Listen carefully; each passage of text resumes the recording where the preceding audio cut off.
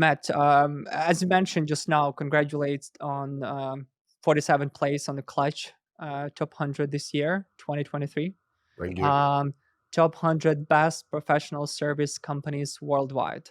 Um, can you first off just tell me, was this intentional? Do you guys are you track this listing? Are you intentional about being the best in the listings? Do you guys generate leads from there, or this is just a good award to have? That's it, but there's no intention behind it.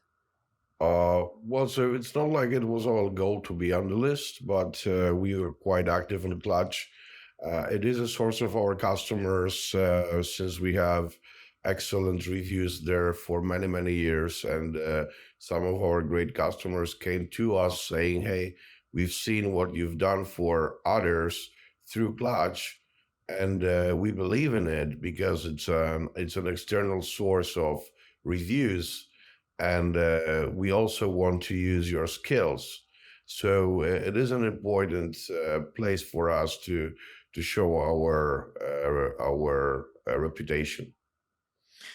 So, Neoteric, software development company, you've been around for almost 20 years, since 2005, right? Yes. So almost 20 years. And as far as I know, not many software development companies, especially from the very early days, are invested in marketing a lot. So most of their clients comes from referral, word of mouth, and just generally like software is our IP is what we're trying. So marketing is like whatever. But then you've mentioned that you've been on Clutch for many years. You've been consistently rated there. You generate clients from there.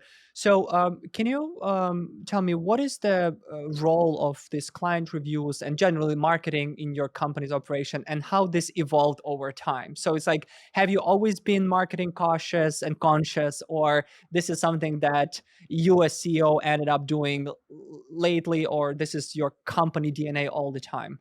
No, it was quite late. So I started the company at the second year of the university, and I wasn't very serious about it. So it was kind of a, go to McDonald's or open your company, right? Because Right. there were no many options at that time to make some small money as a student. So I decided to open my own company. Since for many, many years before, I've been freelancing with doing websites, e-commerce stores, implementing local area networks in companies and installing them servers, and everything connected to IT I kind of touched since I was a kid, and I was assembling the computers for my neighbors until I started the company in 2005.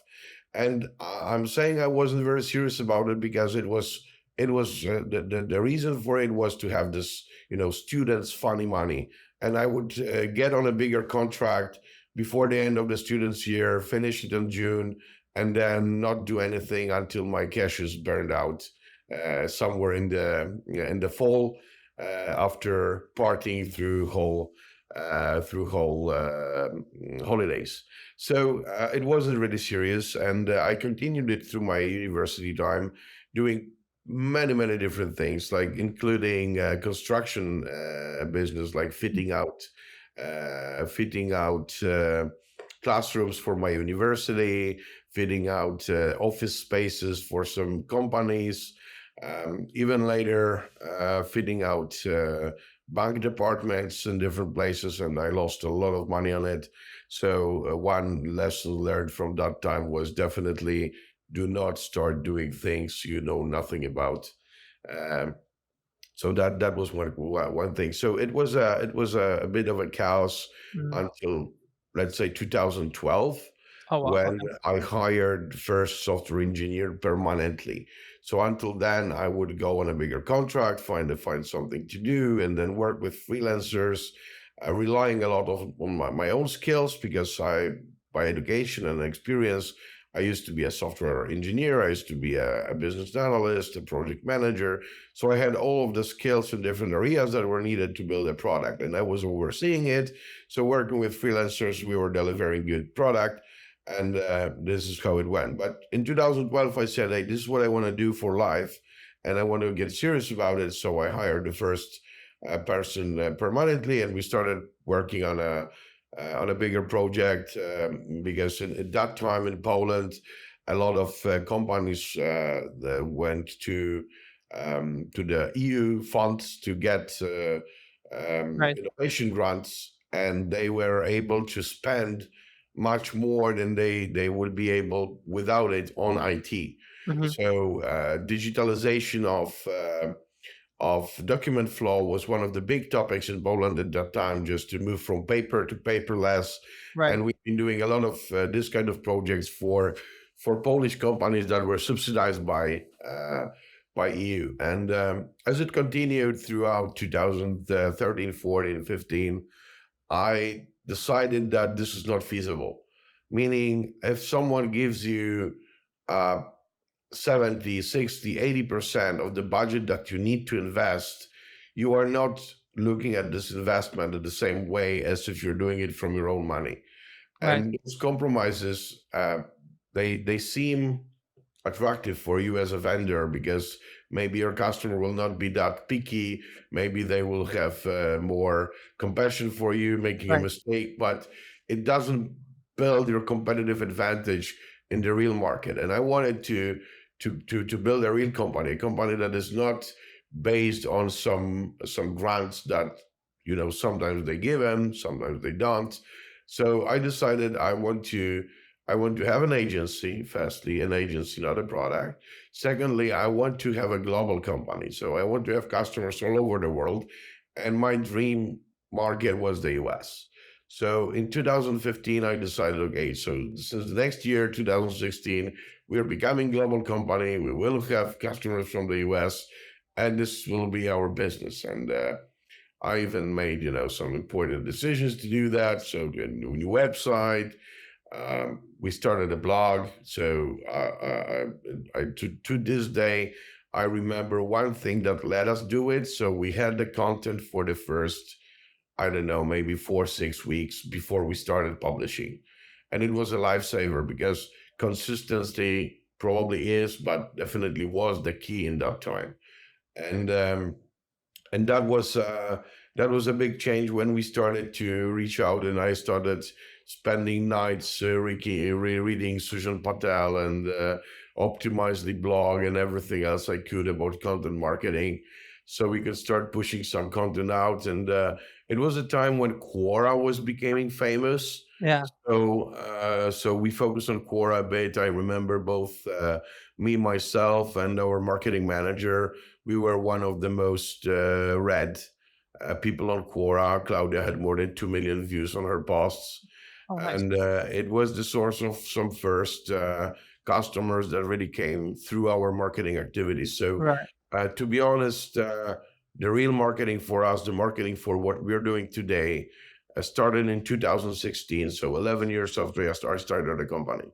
Gotcha. Wow. All right. So 2016, your decision was going. You want to be global. You rebuild the website. You start pushing out content. You hired your marketing managers. What were there other few decisions that you made that sort of like transitioned your company from domestic into global? That and also that help you to set up for success. I'm asking this specifically for because I'm sure that a lot of listeners right now have some local clients, either for example some companies in Poland, for example, they have some Polish clients but they wanted to go global, right? Like what did you do to, besides what you just mentioned, to be set up yourself for success to expand globally? So there were some revelations, like a shockings for me. So first of all, I pushed this content and nothing happened. So no one came to me and said, "Hey, Kurleto, you're so fucking awesome. Build me my software. These are my Right. millions. Let's be billionaires together." That didn't happen. And you read about it, and you say because we were used to having contracts for hundreds of thousands of dollars in the Polish Right. market. Right. And then, of course, I read that my first contract from the US will be something small. You will have to have some workshop, maybe, or some tiny thing to do. And I didn't believe it. I said, okay, I've done this 10 years, from small contracts, from hundreds of dollars to hundreds of thousands. We have a portfolio. We've done software for telecoms, for big e-commerces. We've done it. And then I realized that in the US market, it doesn't really matter. because in Right. the US market, it only matters what you did in the US market. Yeah. So it's like a it's like a chicken and egg problem. Yeah. The first thing that a US customer, if he starts talking to you, who did you do it for? Yeah. From In the my US. from my neighbor. Who can I call? And I couldn't give them anyone. I could have give them my neighbor who had a small telecom in Gdańsk, Mhm. and then the guy was from New York City. He didn't even know Gdańsk existed. So how do we overcome it? And the that was a real struggle. Those first customers in a foreign market, and how we went around it is one of the most important things that happened. Is while working with these Polish customers, one thing we did is we created this computer-aided design software for electrical circuits online. So kind of like moved AutoCAD for electrics online, and to do that, we used a very specific JavaScript library for it. And when the producers of this library saw what we did with it, technically, they were very impressed, and we started working together. Right now, it's our very long-lasting partner, very good friends, a Czech company. We work together. And whenever anyone comes to them, says, "Hey, you've built this great tool for diagramming. Can you help us build something on top of it?" They say, "We just do the product. Here's Neoteric. Neoteric will do it for you." And this is the kind of relation we developed. So actually, the first customers that we got from the US were customers that we got referred to Right. by the producer of this library, by Mhm. client.io, Mhm. because they said, "Okay, you really can do it." And that was the start. Then we had those first customers. Then some customer referred us to other. In the meantime, our content started working better, and we actually had some case studies to show that we're not from Polish market. So it Right. started kind of all adding up slowly. And Right. today, inbound is our biggest source of leads, even though the technical industry today is very challenged with Okay. investment, with leads, and there's a lot of trouble in the market right now. Well, since you've mentioned your inbound, so what are the main channels that generate inbound leads for you right now? Blog, you mentioned consistency, right? Content Oh, that you well, push out. so we have a blog. Mhm. We publish very high quality content. So we really learned that it's not about, at least for many years, it's not about how many articles you push, but how Yeah. unique and um, how much value do they actually give. Yeah. So that's one thing. I'm doing a webinar regularly, AI Talks, where Mhm. I invite people from different industries and from different positions, but executive positions in larger companies, and pick their brain about how to how to implement generative AI in an Mhm. enterprise organization. Mhm. So that's something I've been doing since last year, and we've already seen some first fruits from that. But it definitely needs more focus, more organization, and more rhythm to it. And this is what we'll be doing throughout this year. So until now, you had to sign up for the webinar, and then we did a live webinar. And the second season, we'll be doing webinars without signups. So just treat Why? it as our broadcast Right. media Yeah. through LinkedIn Lives. So a little twist, and there will be more episodes, because I used to do it every 4 6 weeks. Now I will be doing it every 2 weeks. So there's this Clutch, Clutch. where you found us, which is a big portal with reviews for professional agencies from an industry, I guess. Do you do There's anything else besides Clutch, like Good Firms, Trust Review, any other review platforms, or not just those? really like, it's a hard thing to pick many of those if you're not SaaS and you don't have Right. thousands of customers, so you Right. can channel 200 here, 200 there. Right. If I am to put, 10, maybe 15 reviews a year. I'd rather put it somewhere where this content is really unique. And Yeah. Clutch is really making a big effort to have this reviews independent. Right now, I know that you have a form where you just input it, but for many years, Clutch had the process where you would Call them. only say that you had this customer, and they would call the Yeah. customer and they would interview the customer for like 15 or 30 minutes and then write a review of their own Yeah. based on that Yeah. conversation.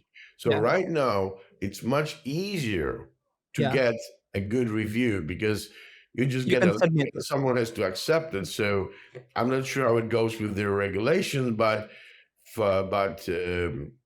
like physically, you can do it for your customer and just send him the link to approve. Yeah.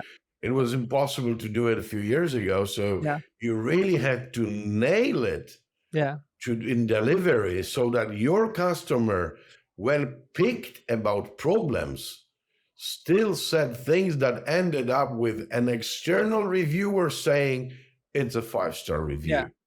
You know, So really, you can do it right now. to be honest, because right now it's much easier to get a Yeah. good review. They have actually two options. So you can submit it through the Clutch website, as you said, and you can verify that with the client. That's pretty easy. But you also can call them. So actually, Yeah. I've spoken with Clutch, and they said that the calling reviews are still ranked higher in terms of their internal scoring. So that's why, like, if you can actually get your client to call them or they call client, that actually verify that. But I agree with you. Like even like 4 years ago, it was insane to get those reviews done. All right. What about the social, like LinkedIn, Twitter? Oh, Oh, Facebook. and one more thing about Clutch, what we really learned hard is that it's a beauty contest. Yeah, Yeah, yeah, so it's like yeah, with the restaurant. yeah, It's yeah. stars or Oh yeah, nothing. yeah, And I thought it was like about being honest, like okay, so it's a 4 stars out of 5 when it comes to yeah, cost. Okay, will a little pricey for Poland? It's fine. No, it's not. You either get straight A's or yeah. Or you're you're done. Yeah, burdened under thousands of better reviews, and no one will ever find you there. So if you want to use Clutch for anything more than a social proof on your website, because you can do it, right? You can yeah, in your testimonials place on your landing page. You can use visuals from Clutch, and then if I see it as a customer, it's like okay, it's an external review. It's more valuable than if right. they just wrote something on their website. But if you want to go beyond that and actually have someone reach out to you through Yeah, Clutch saying, "Hey, you do great things.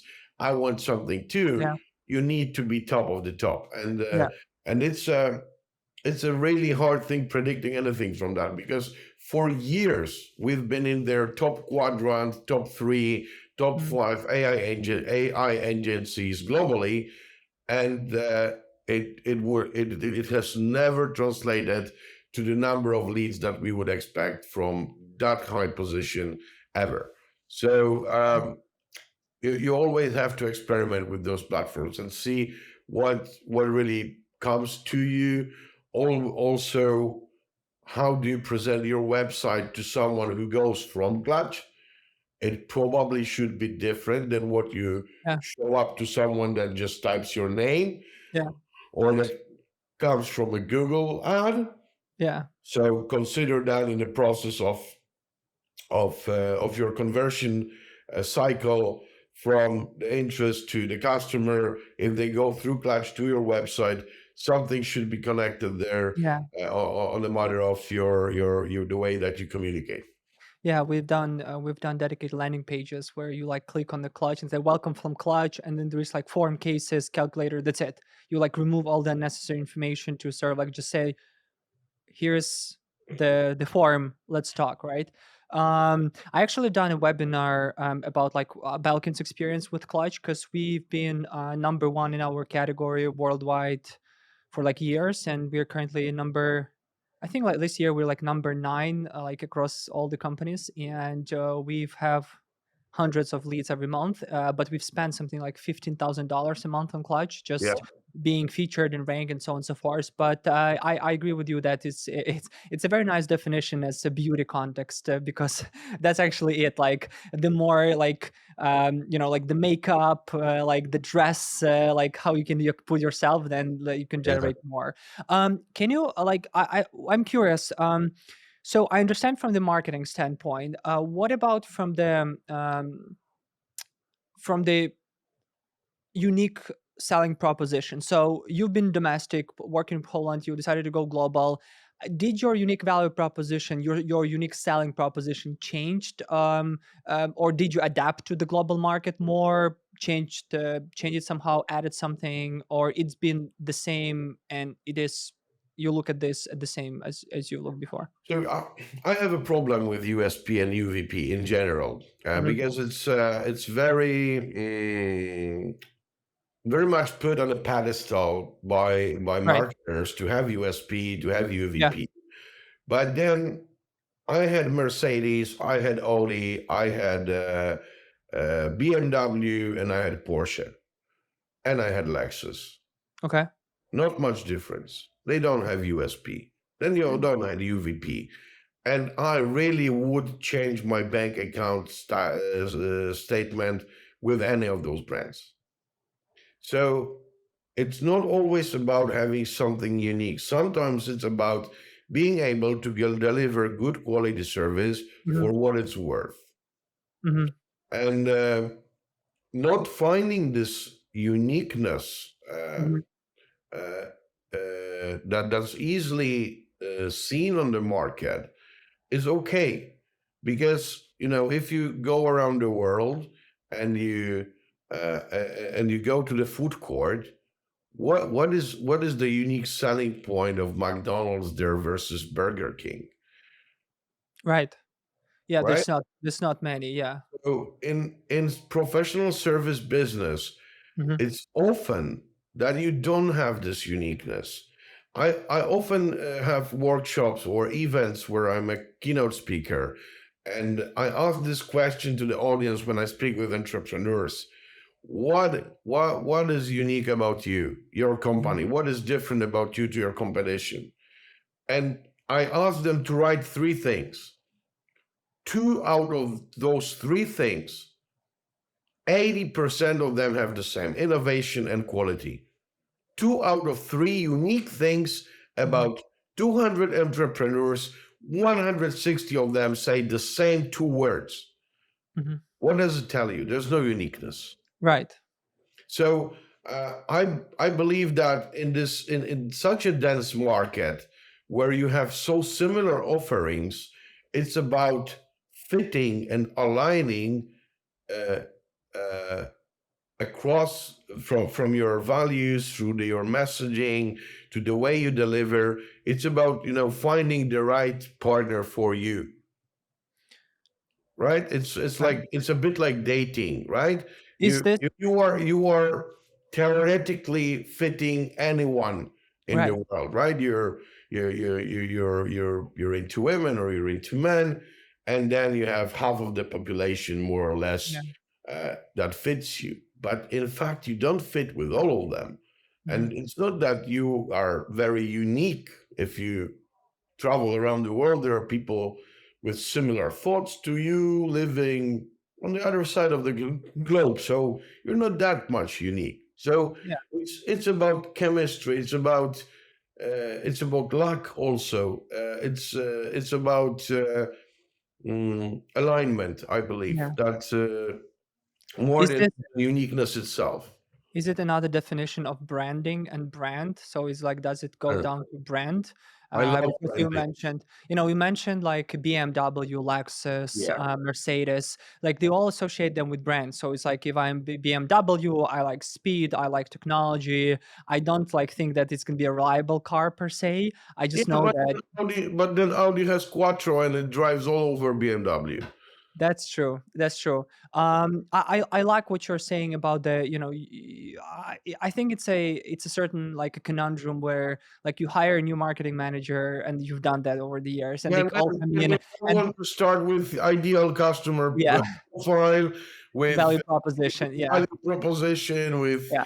with product canvas and Yeah, everything else. yeah. They all do the same. Yeah, but and they all have the same answers basically. We like quality. We want quality. We want innovation. We want like cases, whatever. I agree with you. But then, all right, tell me then, how are you building the brand then? So if we say like, okay, then Neoteric should be about brand, should be like as you said, like a chemistry. Like people should code the website or they should meet your brand and they were like, oh wow, I want to work with them. So how do companies like yourself are building brands? Is it about the design? Is it about the messaging? Is it all together? Is it I think it's about consistency. consistency? Mhm, And this is something that I've actually learned from one of the analysts from Gartner. I've been on this seminar in person when they would do some enterprise sales training, mhm, and what they shared there really stuck with me is that the one reason for customer to buy, number mhm, one reason, is not that you had the best price, it's not that you had the best offer, the best product, the best service, the best case studies. It's about consistency of your communication. From the first moment I go to your I have the connection to your brand through the moment I get to your website, through the emails I get from your salespeople, the way the reports are written, the way you conduct the workshops, what you tell on the during those workshops, how you make decisions if work together or not, how do you handle the meetings later when you start working together, and how do you ask them for referrals in the end. The messaging yeah, for throughout the Jordan. whole experience of the customer with your brand, how consistent it is. This is number one reason for customers to buy. So this is really something that we're trying to do, is to have this messaging being a natural thing for us. And that's why when I was building Neoteric, I was so much focused on company culture, because a strong company culture gives you opportunity to let the employee make their own decisions, and at the same time be confident that those decisions will be in line with the bigger thought that you have behind. So Right. even though you hire a new salesperson, they go through training, they go through case studies, they meet the delivery team, they join the workshops with customers, they just like a sponge, they Mhm. take your company's DNA into them, and they incorporate it in the way they work. So even those new employees become in Yeah, line with your bigger thought. yeah.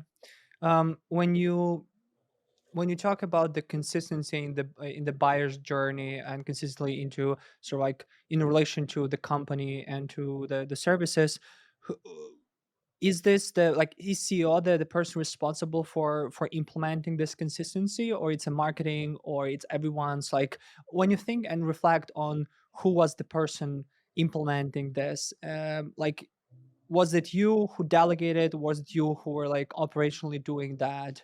um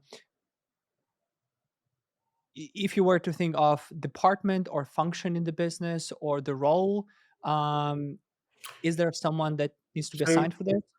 operationally, I believe that implementing something that goes across different departments, as I told you, it's about marketing messaging, it's about sales messaging, it's about during the service messaging, it's about post-service messaging.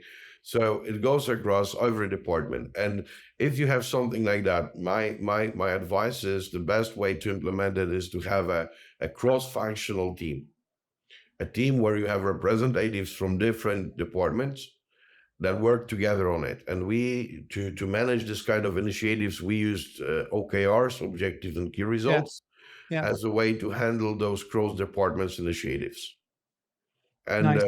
Mhm. every OKR has a Yeah. leader with the team, and the Yeah. team is responsible for implementation. So and responsible doesn't mean they implement it. They're Yeah. responsible. That's Yeah. a huge, huge, huge difference, Yeah. because it doesn't mean that the team members of this OKR team had to rewrite the case studies so they are more aligned with the messaging. No, they need to make sure that they are written. Yeah. Okay, and the rewriting, it could be someone Marketing. else, Yeah. it could be an external deal Yeah. for a content company, whatever. But there is one team that I can go to and say, hey, how are we with aligning our messaging? Yeah. And those kind of initiatives were brought by different teams all along. So they were like, okay, so we've upped our game with customer referrals. Why don't we now work on the reports that we give them after initial workshops that we do, Yeah. so that this is always also up in our game? So better design, better wording, Yeah. better structure. Kind of some things that you reuse that bring the standard up a little, like a glossary that you would add to any of your offer. And okay, maybe 99 times out of 100 it doesn't matter, Yeah. but 100 of 100 it won't hurt. And this one time in 100 it will help, because someone will see and say, oh, okay, this looks good, they care. Yeah. Yeah, they care. Cross-functional team, taking people who will take ownership and are accountable, but not necessarily are pushing, implementing that Yes. specific function. Great point. I definitely want to. We will talk a lot about the culture and the OKRs. I'm eager to learn more, but I wanted to before doing that. Let's talk about. So I understand your position on the UVP and USP. What about the business model? So it's like, did the agency core business model change over the years? How Yes. it evolved? And yes, can you speak to me like when you started? Let's say 2016, you went global. What was your business model? Since 2016, it didn't change. It changed before. So before Okay. 2016, we would do fixed price contracts. Okay. So I will make a bid on a contract and say, okay, this will cost $200,000, and I will build it for you. Uh, and I think that it's a very tricky thing. Hmm. It looks very appealing for the side that's ordering, Right. because you know the cost up front. But then it's a custom work. Okay, so I have some working hours within that budget. Where when I spend it, I don't have any more. So you kind of have to agree with whatever I deliver that formally says is okay with your requirements. You have to accept it, even if it's not Right. good for you. Secondly, if you have a large project that will take a year or 2 years to be delivered, then in this kind of projects you freeze the requirements for 2 years. And Michael, can you tell me what's the most important thing for you in 2 years? Because No, you can. You can. No we one knows. know there was Yeah. no chat GPT. Our work was Yeah. different. And 2 years from now, I don't know. Yeah. So I want to make decisions faster. And in Yeah. order to make those decisions faster and to stop treating the contract between my customer and me as a kind of a gambling Yeah. deal, right? So Yeah. this big balloon of risk, when you have the budget, when you have the time, and when you have the scope, those Mhm. three things, if you freeze them all and put the risk of any change on one party, be it the vendor or be it the customer, they will either have a huge overhead of that for that risk. So you are overpaying, Yeah. right? Yeah. Or this is just a bomb that will explode in Explode. a minute Yeah. if anything bad happens, and it will happen. Yeah. So I decided we want to play open cards. I don't want to make money on the fact that I built too much risk capital Right. on my customer. At the same time, I don't want the stress that comes with the fact that the customer, after 9 months, after 12, changes the decision, that forces me to rework 3 months of my delivered and finished and paid work, and they expect me to do it for free because it's with a fixed budget. Yeah. I don't want those fights saying it's a change. It's not showing me the way to do it. It's the change of the whole project. Why do I have to pay again for doing the same Right. things if I already did? And so I want it out. So we went to a transparency and we said, okay, we are billing you fast. We did it by the hour. Now we do it either monthly or daily billing. Yeah, it's better for us. It's better for customers. Less hassle. If you're starting an agency, start billing by day. Just don't do hours. So Uh, it's like it's trust it. what it's Trust time it. and material. Less positions in your Excel file, less work. Everyone's more happy with doing something that's worth it. So go to days. If you can't go to days, go to months. Don't go to hours. So it's called time and material. This type of Yes, it's business called time model. and material, and this and material, what it means, because it comes from construction business, and as I told you, I had a small Yeah, adventure construction firm. with Yeah, it. So when you do it in the construction business, it means that you have 1,000 hours of a bricklayer and 500,000 bricks. In IT business, it means that on top of the hour of the time of work that we're invoicing, we yeah, would invoice your cloud infrastructure, we would invoice you right, transportation and accommodation if we travel for this. right. So any costs that we have on top of the time of our employees, this is what the customer cover. And Yes. it changes the dynamics a lot. So Mhm. then there's this risk of saying, hey, but now it makes more sense for you as a vendor to do this project as long as possible, Right. right? Yeah. But it's not, because I want it finished. I want my recommendation. I want my case study. I want to use this project to bring another project. Hmm. So that's the first thing. The second thing is you are involved in making every decision where I allocate big time chunks to certain requirements. Hmm. And you own this decision, which means you can make those decisions in half a year, in a year. And if you're very open since day first, and you can tell your vendor, I don't know which user will be the most important in your app, I don't know yet. Then me as a vendor, I can say, okay, this is a question I will be able to answer later. What can I do in this app so that I make it easier for my customer to answer this crucial question for him in a month? And we ship something small that would help us find out Hmm. which user is more important. Hmm. And this way we do a better product, that the product that is more suitable for what you're actually learning and uncovering by interacting with your end users as the owner of the app, as the one that comes with a contract to us to build something. We're able to navigate you to use our experience of building dozens and more than 100 of apps for different parties to really nail it, to to trim your idea and your vision to what your end users are actually going to leverage. Okay. It's a great business model, by the way. A lot of companies I'm talking to, they approached it in a very similar manner. And it's Can you? it's quite simple, because this is, it's, you can easily compare it to having your own team, right? Yes. Yes. And then again, like I think it's a great point about that you want to build the application faster. You wanted to get to the first user. You wanted to see that it's working. Then you wanted to kind of continue scale it.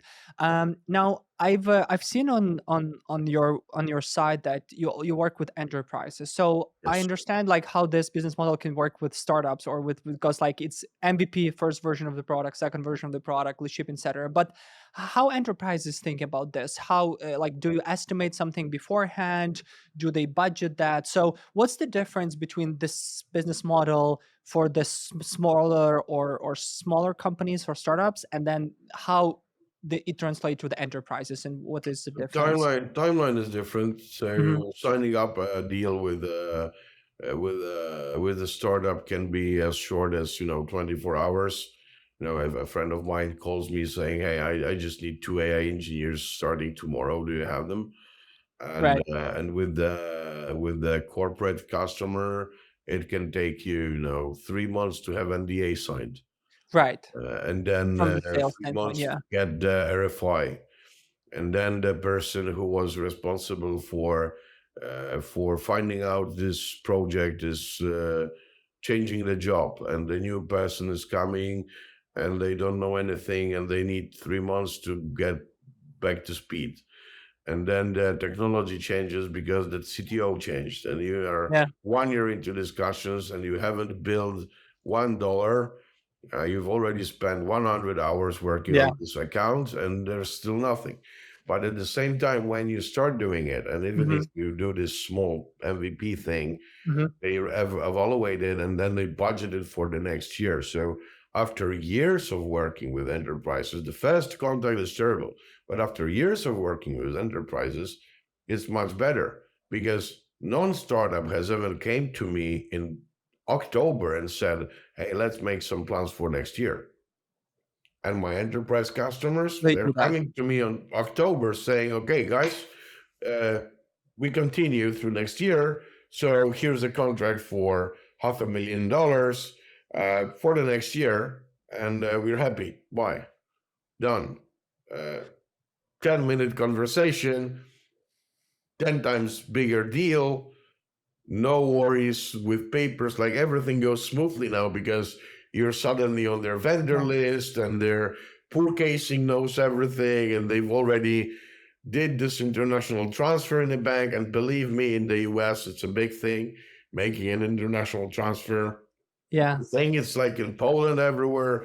But then, we have a kind of customer in Morocco, Mhm, and they had some audit of anti-money laundering, whatever, mhm, from mhm. the international association, and they blocked the money transfer to us for the Yeah, work delivered. And they started going through the invoices and who worked on yeah, them. They had the whole control on this, and we waited months for our money. And yeah. this is not something that you expect. So you need to be ready for those things that are against you, and you don't know that up front. Yeah, you or let's talk more about the enterprises. So, I know there's a difference between working with enterprise clients and working with the smaller startups, right? Like you mentioned, now you need to be more patient with regards to, and they take several months to sign. Now, what are the other differences, like one, two, three, four, five, that you would say that you learn or that are unique to working with enterprises opposed to working with the smaller companies in You your have much more opportunities for upsell and cross sell, okay. right? So let's say you work with a product manager in an enterprise. They hire 2,000 product managers.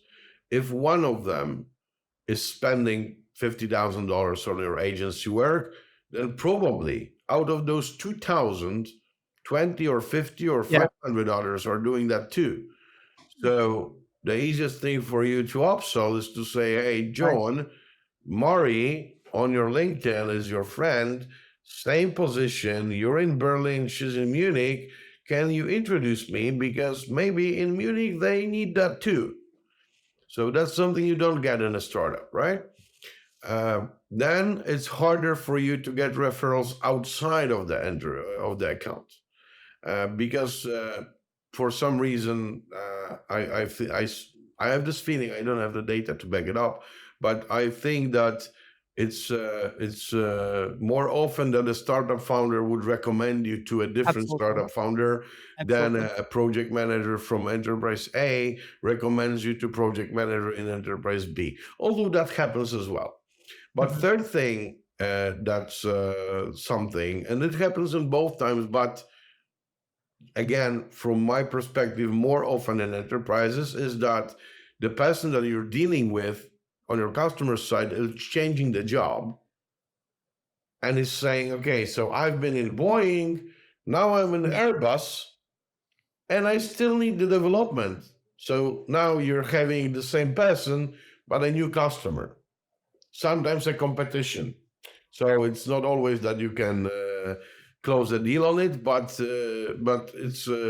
it happens that with the change of the team on the customer side, you win a new customer because someone is happy with your service, and that goes for years. So just 2 weeks ago, I got a message on LinkedIn from my customer from around 2012 Mhm. saying, "Hey, I was so happy working with you then, and now I have this startup, and we want to build MVP, and I just wanted to see if we can afford working with you, because it's a Polish customer, and we have US, Right.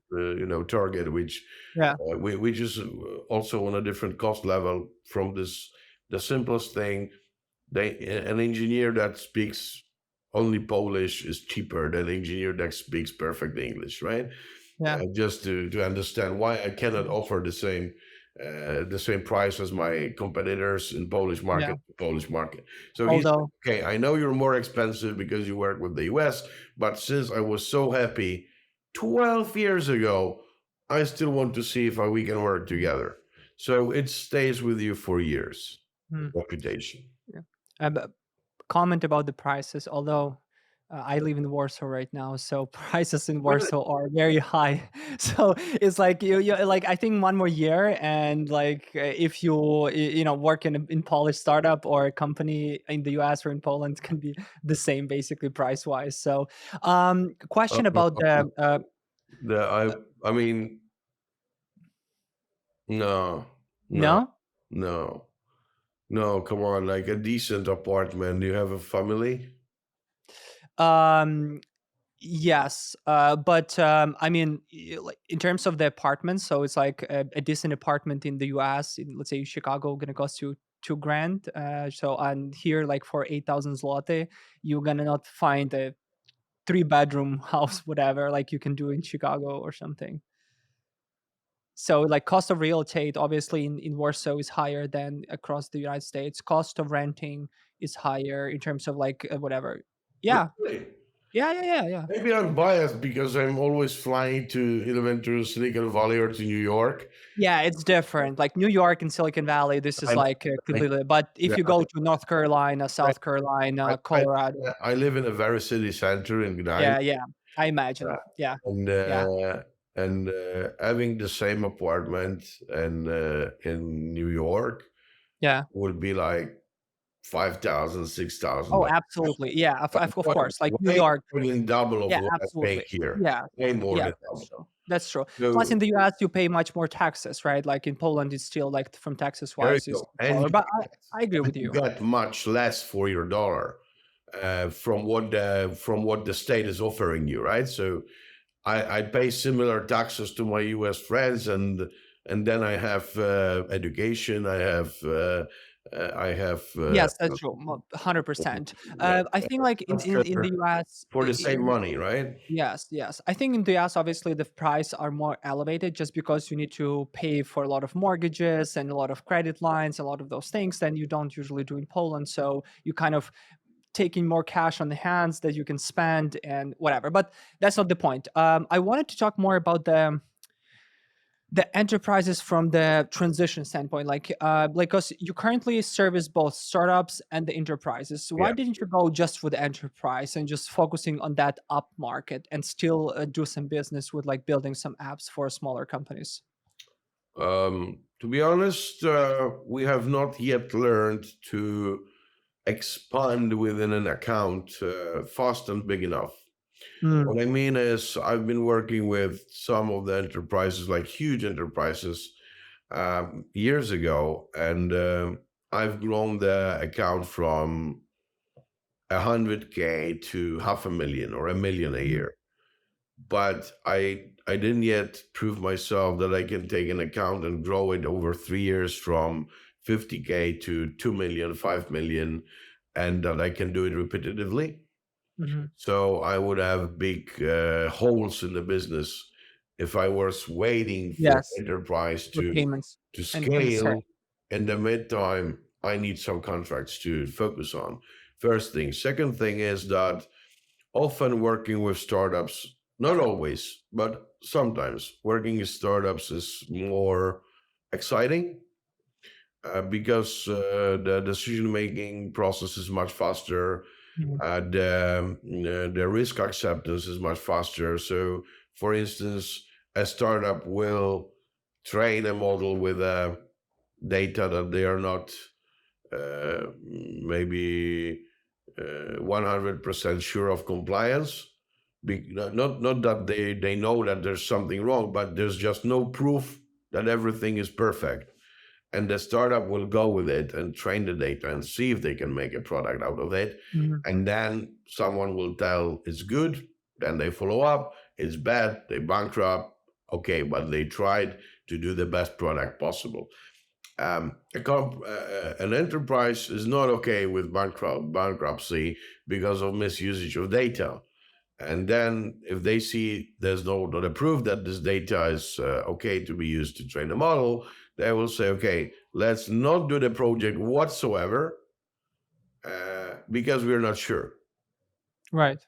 Right? So then some projects are impossible to be made within the enterprise Yeah. environment. And that's why a lot of enterprises are actually founding startups. So, like, daughter companies and sister companies, and investing in startups at very early stage to have this playground where they can do things that is impossible to be done in the mother company. Mm, right. Um, that the first enterprise client that you had, when was that? And was it that Czech company that you mentioned, or that was a different No, company? I think that the first enterprise company was Boeing. Boeing. They came to us around 2016 because they have a large R&D team in Gdańsk, Mm-hmm. where we live. Mm-hmm. But the R&D team, they were very capable of experimenting if some kind of technical solution can help solve a problem in Boeing. Mm-hmm. But after a few years, they found this area, but they had no experience in building a product. Mm-hmm. So they came to us and they said, okay, so we have this R&D thing that proves it can do something for us. And Mm-hmm. now we need to wrap it up in a product that will be used by our team to actually drive this value. So we had them with that. Why did they approach you? Why Boeing specifically went for you? Because you were like famous Yeah, in we had Gdańsk, a good standing in the local market that we deliver. reputation. Mm. Yeah. Okay, So so that was the first client. How that, did you go to the second client at enterprise? Have you been specifically looking for one? What I'm trying to understand is, I think people listening to this are like, all right, so he has this enterprise clients, but how can we get those enterprise clients? And for example, Matt with the team, have they always been with it? Like, I want to understand how intentional you were looking for the clients and what was that we transition were into very going up. intentional looking for enterprise customers, but for instance, the World Bank, I'm not sure if they're the second, but they're one of the early as well. The World Bank came to us through inbound. So they found some interesting content on our website. We work with their innovation department, and their innovation department found some content on our website. They reached out to us and said, hey, we want to build something similar, and we've done one project and second, and right now Mhm, we're a very well vested partner for the World Bank in their innovation lab, and we are making multiple projects every year with them. Very interesting projects like using psychometrics to determine which roles in the company are suitable for mhm, people that were not trained in a school. So they Oh, didn't wow. finish primary school, but we still want to hire them in a factory. Mhm. Should they be in quality assurance, or should they work on a warehouse, or should they work on a production line? And we use psychometrics to do that. So we designed games that are finding out what kind of tasks are better for them, and uh, and then used artificial intelligence to create a custom training program for them so they are suitable for the role. And really interesting things came through this cooperation. So sometimes also it happens that enterprise customer brings you more interesting project because of Yes. the capabilities. Like Yeah. they have Capabilities. the data. Yeah. Uh, Tons of data. ZF, Yeah. another customer that we have, they hire 200,000 employees. Wow. It's a market of its own. We Yes. actually treat their employees as a market for a There's a SaaS market. product, and Mhm. you can have a really nice, juicy SaaS paying product profit every month, just serving a fraction of employees of a certain single company. Siemens hires over 500,000 people. Wow. Um, the knowledge of the enterprise and the interest, like I love like you're sharing a lot of interesting details. Like, is this something that you're personally passionate about, and that's something that you work with these clients, or this is a type of company DNA, or like you have a team that like just generally, I want to understand who is that force of energy in your organization that are like um creating this um I would say like knowledge driven, data driven, innovation driven force of like expansion.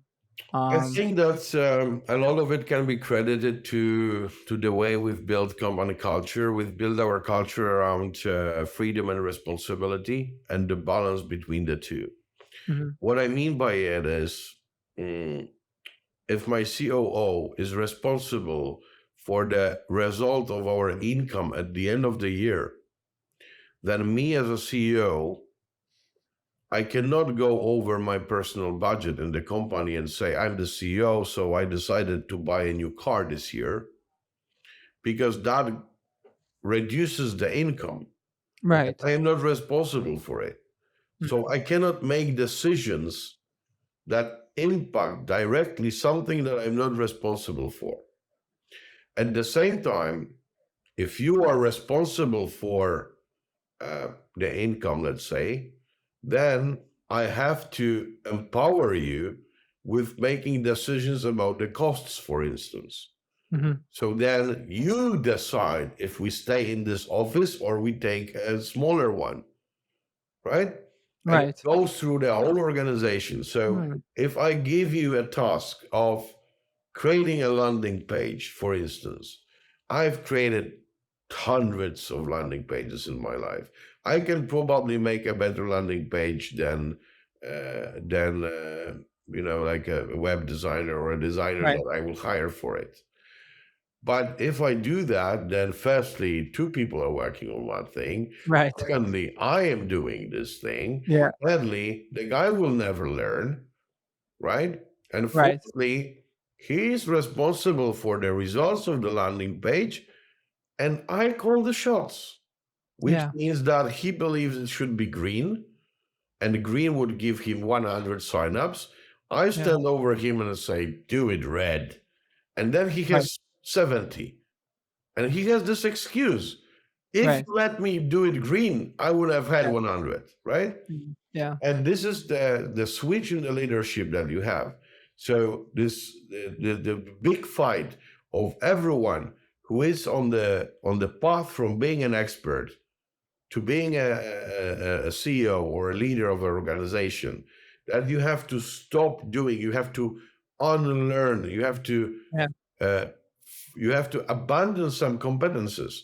And this Yeah. is something I've learned at MIT during my course, when they said that whenever you are up for something new, a new position, a new market, a new decision, you first have to ask yourself, what will you lose? What will you stop doing? what kind of skills you will not have anymore. Like I used to write a lot of content for a blog. I don't. For sure I'm You well can do it very I'm well. Yeah. worse at writing high quality content Right. than I was five Right. years ago. Yeah. And a lot of people do it unintentionally. So they start doing a new thing and they are not okay. They don't even know that they will not be great at something. And then Right. the years go, right? And then you're still standing over this guy making the landing page for you, and you believe you know better, Yeah. but you don't. And then you force someone to do a shitty job That because is you true. use your authority over him. Yeah. And if you bind freedom and responsibility, then you as a leader, you're responsible to make sure that if I fuck up within this task, so I don't deliver on the landing page, Yeah. I will not bankrupt the whole company, because this is not the size of the decision I made. So Yeah. you need to structure the decisions and the division of the tasks and the responsibilities in a way that if someone fucks up, the leader of that person has the tools, the competencies, and the resources to make up for it. Just Yeah. like I use this reference to a firefighter fighting a fire. When you come with your team there, first things you're a leader. Sorry, you're a leader. You come first to the place. You go first to the building. This is it. But then when there's a bigger fire, your boss comes in and he doesn't run into the building. He's in front and he's saying left side, right will fall. We don't go there. It's too dangerous. Left side, we're trying to Right. put the fire down. And what he does is he doesn't go there and he doesn't look over the guy's arm. They have procedures for that, but he makes sure that this huge mattress is pumped and in front of the building so they can jump out of it if shit happens. So he makes sure that there is a plan B. Okay, everything's goes sideways. You jump off the building. I make sure nothing happens to you. And this is the leadership that is Yeah. enabled by this culture of freedom and responsibility. That's a great analogy. Um, Matt, I learned a lot. Thank you so much. A few other questions before we finish off. How do you guys measure success both internally and externally? One second, okay? So, of course, through business. Internally, let's start with internally, for example. Like, do you have like NPS, like internal success for you? Is it what like KPI, NPS, revenue? Like, what's the internal success measurement for you? Like the first North Star for sure is profit. Profit. Okay. And we've learned that the hard way because you need profit to cover for losses. You need profit to pay for your mistakes. You need profit to pay for the growth. And that's something people don't understand. Growth is a cost thing. Yes. If your customer acquisition cost is $1,000 and you're making $5,000 on a customer and you're currently doing one customer a month, and now you want to do 5 customers a month, even if you had this magic thing that scales linearly, you put $5,000 into acquiring this customer you don't have for food, Yeah. right? So Right. growth Mhm. costs money. You don't have profit, you cannot grow. Yeah. That's a good point. And I love the I love that you mentioned the cost of mistakes as well, because very often if you have lower profits or lower margins, you're shaking for every dollar that you have to not to make that mistake, and the cost of mistakes are much higher. But then if your profits and margins are, then even the team can make more mistakes, right? With like, but then they can obviously And produce. from Okay, mistakes you learn. yeah. So this is internal measurement. What about external measurement? Like, is it the client success cases, or It's the same. It's it's the profit. same? Like this is what you report to the IRS. This is what you report to the court here in Poland. You can pick up the financial data of any company in Poland and see their profit. So it's obvious, like you make profit or you don't make profit. This is the external number. This is something objective, right? Yeah. Of course, there are more things to it when I feel success than profit. Fortunately, because I've had those moments of feeling success and I've never seen too much profit because I had this feeling that I'm reinvesting, but that's just for another story. Anyway, I've learned that putting profit first is not about being selfish, it's not about being egoistic, it's not about being, mm, how do you say it, cheap. It's Capitalist. It's not about being the about being capitalist. Like it's about being responsible. that's. Hmm. So now that how does it work? Like you first make profits and then you reinvest them instead of reinvesting everything that you make without showing the profits. That Yes. basically. So okay. Um, then can you? All right. So, but then you guys are a software company, so how, I like engineers are usually not good with profit. So, how does you sort of like align your entire team to also be using profits as the north star in the software business? How does it translate internal processes? So it goes with how we measure customer success. So Hmm. it's that we measure profitability of the project of the customer. That we look if it makes sense for us to close, right? Because not every customer makes sense to close. Yeah. Sometimes the cost of the deal is bigger than the deal itself. Yeah. Okay. So you so basically you qualify the As customers well that as like we if we had a little bit of profit, we're not like saying, okay, now let's rise benefits or whatever, right. right? So Yeah. we're trying to make it consciously now. Right. So then,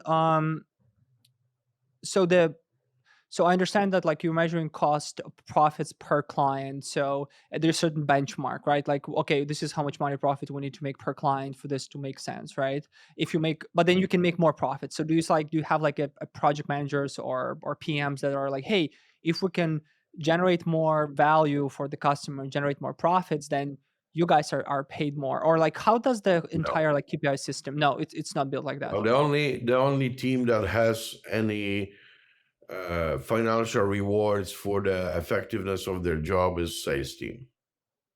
Then like how do you motivate them to do their best job for every project to maximize that profitability per client? So I really believe that the more value I deliver, the better profit I can achieve eventually. And Mhm, that's why I focus delivery team on delivering whatever we promise to the customer and a little bit more, mhm, than focus them on profit. Because if you focus your delivery team on profit, mhm. they will go for compromises on the quality, they will go Right. for compromises in the customer service, and they will chase the dollar of an extra. And I don't want them to do that. I want them to be on the customer side. Would that be fine if you share some foundational metrics for your business, like year-to-year growth, your CAC, your LTV, I wouldn't something know that them. I saw you wouldn't know them? put them, but um, the whole operations are in the hand of my COO, Mhm, and he manages all of the KPIs. I just have a board meeting once a week, and mhm, I get updated. And I'm not a very much focused on metrics. So I have some health metrics, and if the health metrics are okay, meaning like we're not going under, yeah, then I'm not focusing on what the metric is today mhm, because I don't want to make all about the numbers. I want to make it a lot about the people, a lot about the mhm. customers, a lot about the products that we're building. So my focus is more towards Gotcha. that than towards business metrics.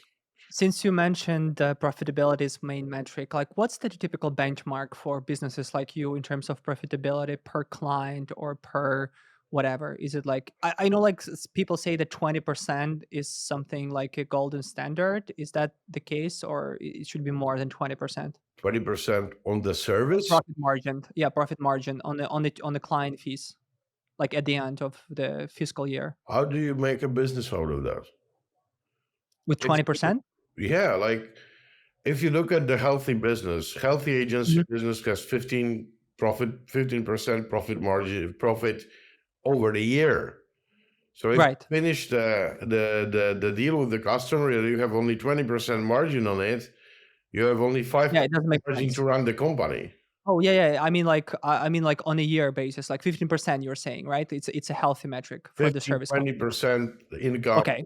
uh, Right, income. it's Yeah, like profit. profit is Yeah, it's a good yeah. it's a good good goal. And this But when you break down the client, then, cost of service should be something like 30-40%, right? And then yeah, maybe like up to 50, up to 50%. depending on And your business model and the overheads that you have, the size of the company. Yeah.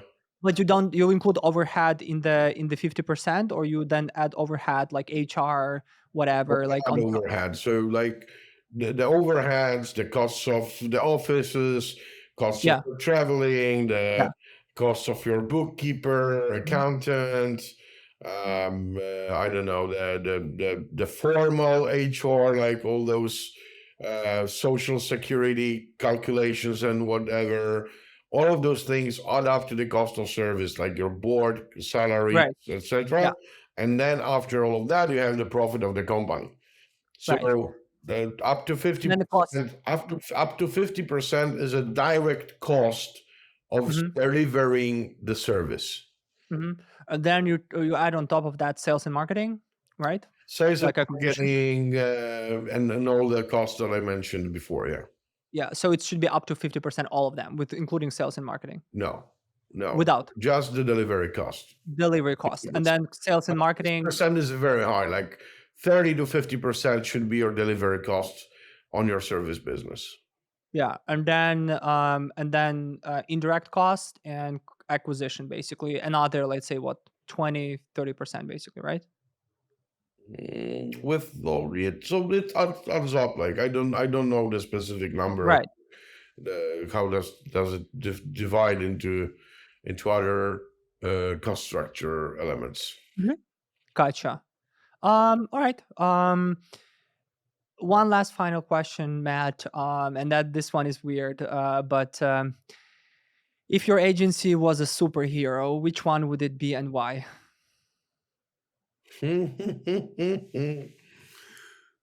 Look, I'm terrible with superheroes. I only know a few. Uh, it will not be Flash because I don't run. Yeah. What about maybe not a superhero, but superpower, if you guys have a Gentlemen, superpower? gentlemen will walk but never run. I truly Yeah. believe so. But superhero, I don't know. Like my animal spirit is panda, Okay. so maybe Kung Fu Panda. Right. Kung Fu Panda. All right. So it's a skill, right? Because Kung Fu Panda know how to fight, right? Yeah, but Uh, then only fights if needed. if needed. If not don't need it, it used to try to make alliances and friends and Yeah. yeah. Doesn't do extra Like, moves, we unnecessary moves, we don't fight right? competition even. So Yeah. we are one of the founders of SODA, which is the biggest association of software development companies in the region. So instead of competing with our direct competitors, we created an association and we work together. So together we have more than 15,000 FTEs available. So if anyone, even having a small company, encounters a huge deal, we can deliver on it through our competitors. Through the network. And yeah, that's why I think this Kung Fu Panda is not a bad thing after all. That's a great thing. All right, then I'm letting you go. One last question. I didn't ask it in the beginning, but I'm curious to know why. So I saw you guys have your own startups, and they were VC backed. Yeah. So how does it work? Is it like you decided to pivot in the software, or there was some founders that just gave you equity because they No, couldn't pay no, like all of those startups were my ideas. It was 2016, and I was very, very full of ideas, so to say. Mhm. Mhm. And someone told me that it's impossible to raise for three different startups at the same time. So I decided to prove him wrong. Proven wrong. And yeah, it's hard to run more than one company at the same time. And in the early days of the company, it's probably not a good idea. So Do maybe you build today, software right now? maybe I would try something like that again, not Mhm. three at the same time, of course. But at that time, I think there were smarter things that we could do. Do you take But convertible the notes? story of it is quite nice, though. One of them is still running as a recruitment agency. It was supposed to be a recommendation platform for recruitment, but we ended up as an agency. And the other appointee is like Calendly. But the moment that Calendly raised $10 million, we raised 80,000. So Right. and then Yeah. we're just closing the service this year. And the third one, SaaS manager, had really interesting pivots, went through MIT acceleration program, and we bought it back from the investors Oh, actually. nice. Oh, And nice. the skill hunt, the recruitment agency, I bought back from the investors as well. Interesting. And it's still operational, right? Yeah, both of them. Nice. Do you take convertible notes? I know startups sometimes approach and say, "Hey, we don't have like funny, but we are happy with the convertible notes or giving you some equity, Not some as advisement." a sole way of payment. So we are open to it as a fraction of the payment. Like 50-50, Mm, that depends on the case. case by case, Yeah, but it's negotiable, right? it is negotiable. Gotcha. All right. Um,